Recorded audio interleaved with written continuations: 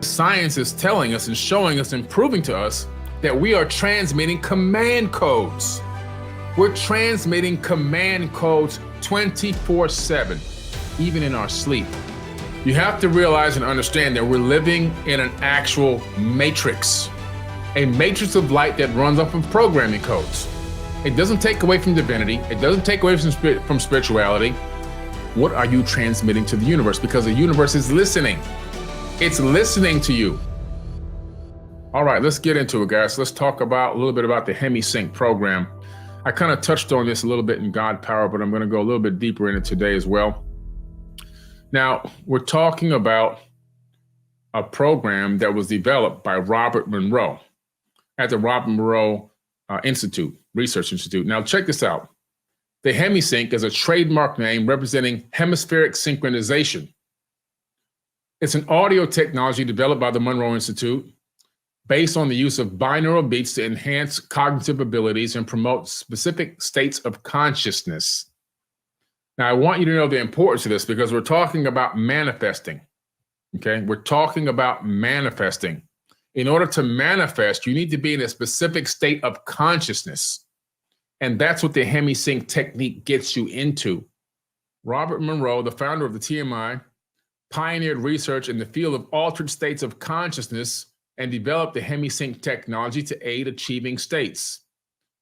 The CIA got involved with this.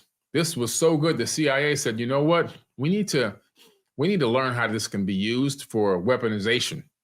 So the Central Intelligence Agency basically had interest in this, and they wanted to find out how it had the ability to expand people's minds.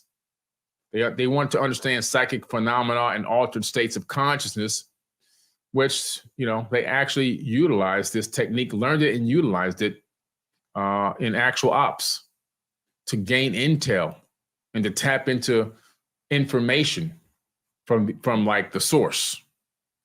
So your brain and binaural beats. Now, what's interesting is on Forbidden Knowledge TV, we have a huge array 432 hertz meditation tracks that you can listen to.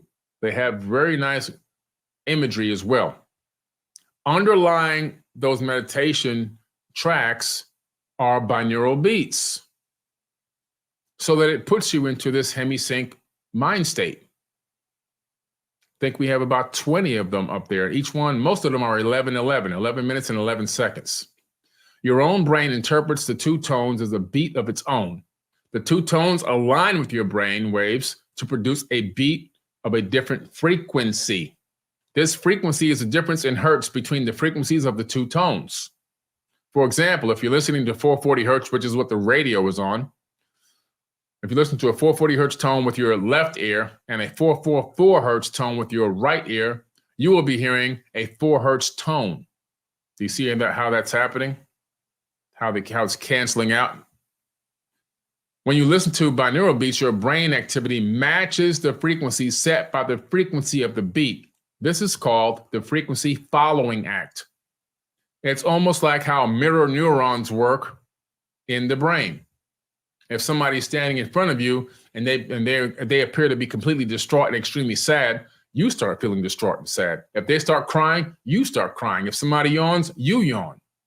The same thing happens in the auditory part of the brain as well. This is called frequency following. This means you can use binaural beats to entrain your mind to reach a certain mental state. So you can actually train your mind to get into this high frequency mind state where the whole purpose of the Hemisync is to create a focused beam of thought that has a mission. The mission is for it to actually manifest specifically and exactly what you're trying to bring into your reality tunnel, because we're talking about tapping into this frequency. And this is what's so important. This is why we put so many of these beats on Forbidden Knowledge TV. You can just go to the music section on Forbidden Knowledge TV and you can play one and it'll play them back to back to back to back. I listen to these things when I go to sleep because I go into my guided dreams, okay? I do my guided dreams, and in my guided dreams, what I do is I begin to get my manifestation process, and what I'm going to focus on in my dream and I walk myself into my dream. And as I walk myself into my dream, I have full and complete control. My dream is not dreaming me. I'm dreaming it. I'm creating. I'm the master there. I'm not just going into a dream and having no control and everything is taking me over and I can't stop things from happening. I go and I walk myself in as a master. I'm a master of my higher self in the dream state where everything is real. Okay. And in that state, this music is playing and I'm tapping in and I'm getting more and more and more focused on what I want to create in this lifetime. And day after day after day, I'm knocking down goal after goal after goal, benchmark after benchmark after benchmark. Some of you who've been following my accounts for years can see the progress and the growth, which is what's important. They also discovered mind control, okay? So they found out that not only can you create a focused beam of energy that can go into the field and help you manifest from the quantum field, but you can also mind link, mind meld with others. We've heard of the mind meld, right? Like on Star Trek, you know, where the Vulcan, Spock, he has the ability to mind meld with people and share consciousness. Well, they discovered that we do have that power already, and they've discovered a way to enact it or activate it in people. Researchers at the University of Washington conducted a remarkable experiment that demonstrated the first non-invasive human-to-human brain interface. In this experiment, one researcher was able to send a brain signal through the internet to control the hand movements of a fellow researcher. This was achieved using a combination of electrical brain recordings and a magnetic stimulation. The procedure involved one participant, Rajesh Rao, wearing a cap connected to an electroencephalography machine. Say that 10 times, which read the brain's activity. Rao played a simple video game using his mind. When he needed to fire a cannon in the game, he imagined moving his right hand, causing a cursor to hit the fire button. Almost instantaneously, the second researcher, Andrea Stocco, who was in a different location and wearing a magnetic stimulation coil over his left motor cortex, involuntarily moved his right index finger to push a space bar on a keyboard. This is a mind meld between two people in two different locations. One guy can see the screen, but doesn't have a game controller. The other person is in front of the screen, can't really see it, but has their brain connected to a motor controller part of the brain to where that when the other person says, I need to press this button, that person's hand involuntarily moves and presses the button. We're talking about remote controlling a human being through a consciousness link. This is important stuff about this. I'm prepping you for manifestation now because I want you to understand how powerful the human mind is. And this is stuff that they've already figured out. This experiment was notable for being a direct brain-to-brain communication in real time over the internet. The technology used included well-known methods like electroencephalogram, or EEG, for recording brain activity and transcranial magnetic stimulation, or TMS, for stimulating the brain. The researchers emphasized that this technology only reads specific kinds of brain signals and cannot access a person's thoughts or control actions of their will. Okay, yeah, right. Okay. They want to put that out there because they don't want people realizing that you can be remote controlled at any given moment. Okay? And I'll explain how in a minute. The experiment was conducted under controlled conditions and complied with stringent international human subject testing rules. This breakthrough has exciting potential applications. For instance, it could be used to help someone land an airplane if the pilot becomes incapacitated, or assist a person with disabilities in communication. That's right. The researchers plan to conduct further experiments to transmit more complex information and potentially expand the types of information that can be transferred from brain to brain. What's going to happen in the future is you will see that you will learn differently. Kids will learn differently in the future. They won't learn by sitting in school for 8 hours a day. sucking up all their time, literally eating up their lifespan as they sit there for 12, 13 years. And that's just grade school. Then you got to go another 5 to 10 years. No, what'll happen is they will take the collective knowledge of a person's natural ability and they will put it into a computer program. And then they will put a cap on that child's head. And every day for 15 to 20 minutes, they will literally download knowledge. And by the time 3-4 years goes by, max, they will have all the knowledge they need. The reason why they wouldn't do it all instantly is because you need time to apply the knowledge, because knowledge is not power. The application of knowledge is power. And there is something called, hand-eye coordination and all these kinds of things. So you have to develop the skill of whatever it is you're doing. But at the same time, like I'm saying, you will download your entire school into your brain. You won't be walking around and getting on school buses and sitting in a classroom with teachers for 6, 7, 8 hours. People can come in and shoot your school up and all that kind of crazy stuff. No, it's not going to happen. Totally different way of learning in the future. And this is the beginning stages of it. Researcher controls colleagues' emotions in first human brain-to-brain interface. Okay, I want you to see this picture. These are the two gentlemen in two different locations. The University of Washington researcher Rajesh Rao on the left plays a computer game with his mind. Across campus, researcher Andrei Stoko on the right wears a magnetic stimulation coil over the left motor cortex region of his brain. And one guy moves the other guy's hand by thinking about it. Okay, so that you know this is real. I bring the receipts. I'm going to come out of my share screen for a second. And let me get back to the normal screen so I can talk here. Pull this down for a second here.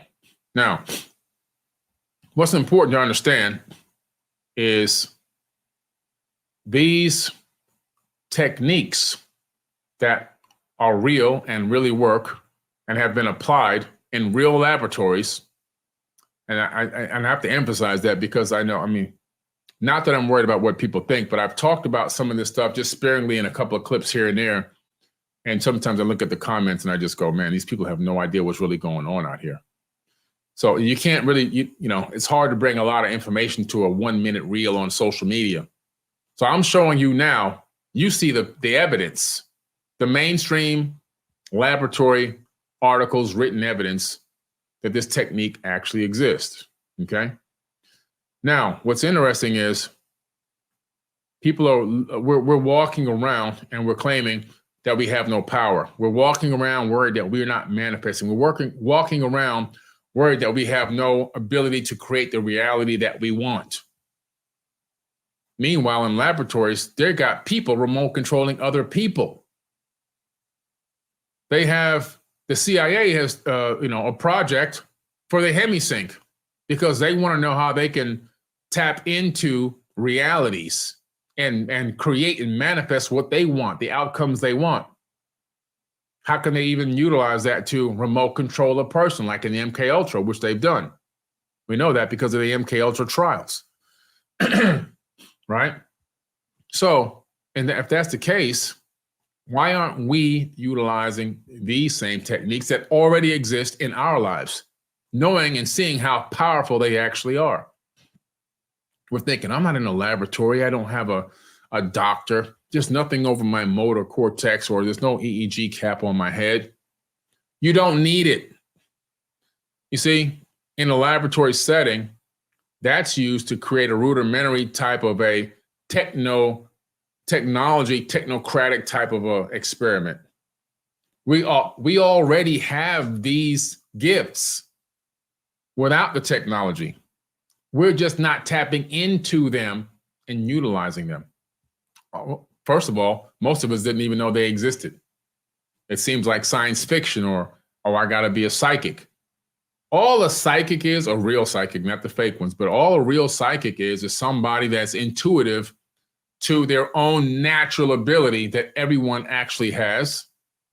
They're reading information from light waves cast from the other person's mind. Like I always say, when you think, every thought is leaving your skull. Why does that EEG cap collect information from the guy looking at the computer screen about the video game? Because his thoughts are leaving his mind. They're leaving his skull and going into a device called an EEG. That device is capturing those waves of light with the command code embedded into the actual light wave. It's a light wave that we can't see because humans can only see 1% of the light spectrum. Actually, we can see less than that, but it's encoded in that light wave. That light wave is sent into a computer. And then it's transferred via the internet on fiber optic cables at the speed of light into the other person's mind who's wearing a device over the motor cortex. Now, I will tell you that if we all tapped into our true power, we would be able to do that without having those technical devices attached. That's how powerful the mind is. And to prove that, all you have to do is look at the experiment they did where they took a monkey and they broke his spine, unfortunately. This is the type of experiment I wouldn't approve doing, but they did it. They snapped his spine, and what they did was they put a neural receiver on the beneath the broken part of the spinal column that connected to the legs. And then they put a device on the monkey's head. So every time the monkey thought about walking, it took the signal or the light waves with the encoded information, the command code, and transmitted it wirelessly to the receiver at the base of the spine where beneath the break. And it told the legs to move, and the leg walked. Okay? This is how powerful we are. We have the ability to send information into space-time with command codes on it. I wonder if I still have that video in here. Let me just see if I have that video in here real quick in my catalog of videos that I normally show from time to time, because it would be cool if I can just pop it in. Technology transformed its ability to move. It seems like science fiction, but it's the result of a project by a group of international scientists who were able to bypass the injured part of the animal spine to decode the brain activity. To make the link between the decoding of the brain and the stimulation of the spinal cord, and to make this communication exist, is completely new. If you have an injury of the spinal cord, messages from the brain aren't able to reach beyond it, down the nervous system, resulting in paralysis. Scientists created a brain-spinal interface on a monkey with a paralyzed leg, implanting electrodes onto part of the brain that controlled the limb. The activity and information that recorded showed the movement the monkey intended to make and was sent to a computer. This technology transformed its ability to move, the result of a project by a group of international scientists who were able to bypass the injured part of the animal's spine. This is how powerful our minds are. We're sending information into space-time all the time. And the reason why I'm like beating this into you is because I want you to understand. I want you to be able to really grasp this information. Wow, what he's saying is right. Because this science is telling us and showing us and proving to us that we are transmitting command codes. We're transmitting command codes 24/7, even in our sleep. They have a machine now in Japan. Well, it didn't just happen just now, but I reported on this years ago. There's a video of me from like 2019 on stage talking about the machine that can now read your dreams and then show a video of your dreams in sequence. It will show you a replay of your dreams. Okay? You know, and so this machine, this technology actually exists. It's not wired into your body. They're not plugging you into anything. There's nothing even touching the sleeper's head or skull. What's happening is they are transmitting this image, this information via light waves encoded with command codes or data. That data is being picked up by a receiver, and then it's building an actual collage of your dreams. So now we're talking about, what's that movie that came out with Tom Cruise, where they had the future crime, right? Minority Report. We're talking about the fact that Minority Report actually exists. This technology exists now, the same from that movie. They can do pre-crime in the future, where they can tell if you're going to commit a crime before you commit a crime and then come arrest you. But the fact, what I'm trying to beat into your head is, we are transmitting this information. So what does that mean, that we're transmitting this information? We're transmitting to the universe 24 hours a day, 7 days a week. We just happen to develop some technological pieces that can capture what we are already transmitting. It's already going out. We're capturing it. We found a way to encapsulate it and put it into a machine so we can analyze it. Take away the machine, it doesn't stop the fact that we are transmitting. You are transmitting all the time. What are you transmitting to the universe? What are you sending out there? What are your command codes? That's the important point I'm trying to make here. What are your command codes? You have to realize and understand that we're living in an actual matrix, a matrix of light that runs off of programming codes. It doesn't take away from divinity. It doesn't take away from spirituality. It doesn't take away from any of that. It doesn't mean you're not real. What it means is this: we're living in a creation, just as the Bible states, and the Aboriginals and the tribes of the North Americas and all the indigenous peoples from all around the world, the Mayans and the Bolivians and everyone else, the Aztecs. We are living in a creation. That's an absolute fact. And what I'm telling you is that through quantum physics and supersymmetry studies, we've discovered that we're living in a matrix of light. And that light matrix that we're in, that we're fully encoded in, is actually running off of a specific type of a program code called error correcting codes. The same error correcting codes, as a matter of fact, that are used in search engines and web browsers. So the same codes that run your internet browser and your cell phone mobile devices and search engines like Google are what's controlling the ether of space-time itself. So we're living in a programmed matrix imbued with divine energy. So when you are transmitting those codes, your own codes, out into the ether, you can unknowingly, unwittingly transmit bad commands.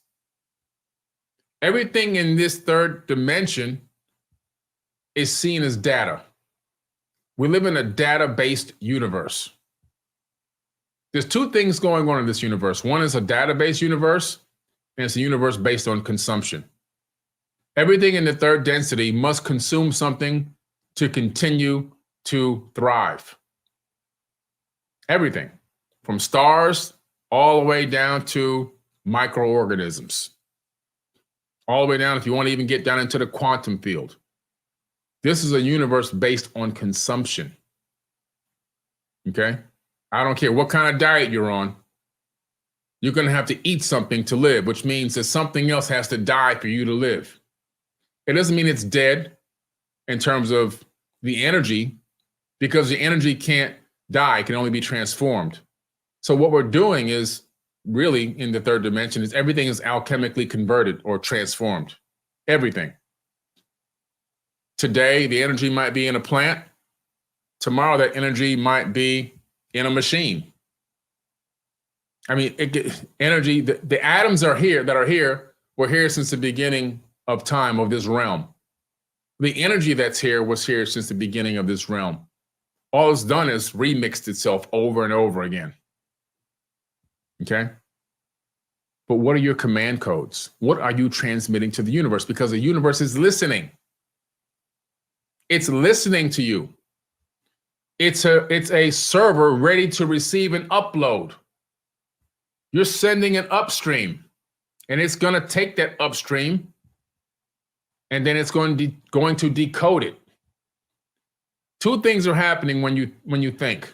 The first thing that's happening is every thought thought that transmits from a conscious mind energetically stays out in the grid permanently.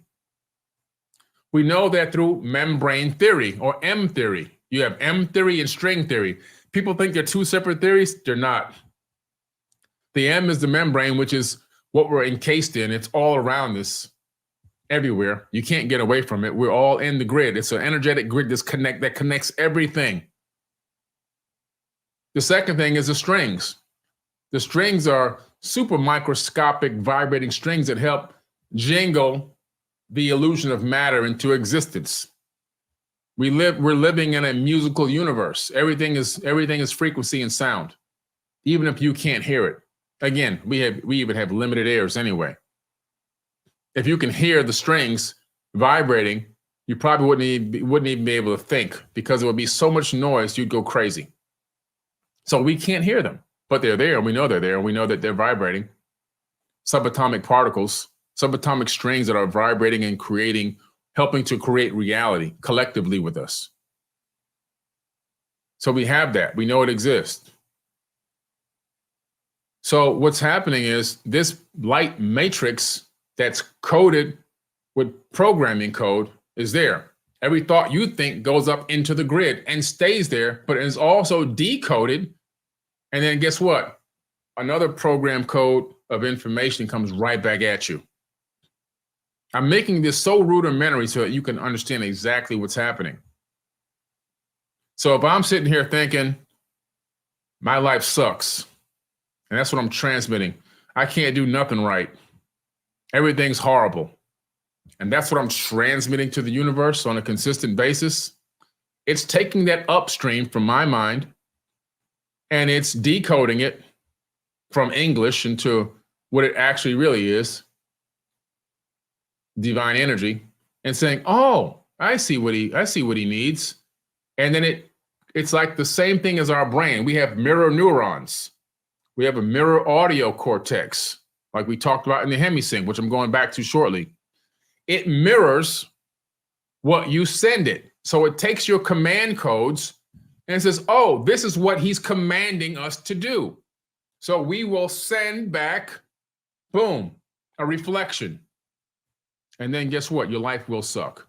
Guess what? You will be no good. Guess what? Everything is falling apart. It's going to fall apart. Because you commanded it to be, even though you might not have spoken it. Even though you didn't run around gossiping and telling people all your problems. It could be what you're thinking that's destroying you. It can be what you are thinking.